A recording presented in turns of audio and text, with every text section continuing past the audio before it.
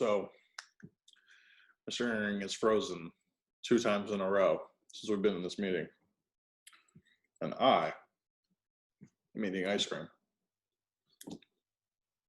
Oh, here he is. What happened, buddy? Hey, guys, it is your History Heroes at Home edition. Mr. Morales and Mr. Herring. Dude, we should have had you go first. Herring at home, right? So, today is Thursday, and you should be in the middle of reading a couple of things. One of those being about plants and animals in Texas. And we're going to give you a quick rundown of what exactly we're talking about. So, take it away, Mr. Herring. Okay, guys, so I'm going to talk about the plants. So we have a few words that we've been learning in our reading. Vegetation and natural vegetation. So those are two different words, even though they share a word. Those are, two different things, and they share a word. So vegetation, whenever we say that, we need to think, okay, so like the trees or the bushes or the flowers that we plant, that is considered vegetation. And that means that it is human. It's brought in by us, humans, people. So you have crops that farmers grow, right? That is considered vegetation. Now, our other type of vegetation, natural vegetation. That means that keyword there, natural, is it was here before humans brought it here.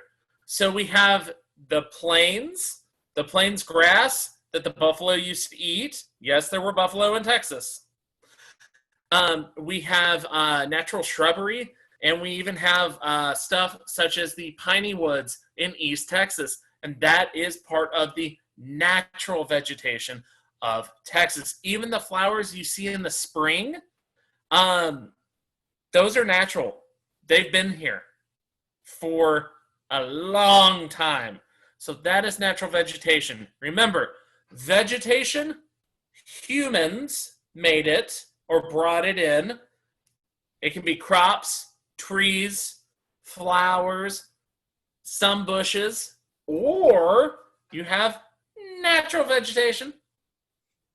You have the piney woods, you have plains grass, and you have things such as the bluebonnet, or those really pretty red and purple flowers you see in the spring. So Mr. Morales is going to really quickly talk to you about the animals of Texas. There are all sorts of animals in Texas. Now, some of them you might have heard of, such as jackrabbits and antelope and mountain lions, and some you might not have talked about or heard about unless you read in your book, like the cactus wren.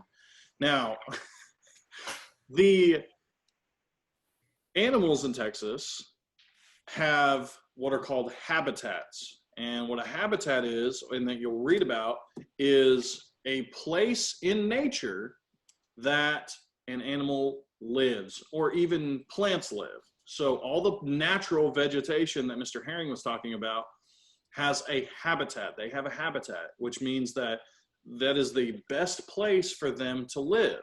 Now, some animals are better off than others, and the animals that are not doing so well are called endangered. And that means that they are in danger of disappearing forever.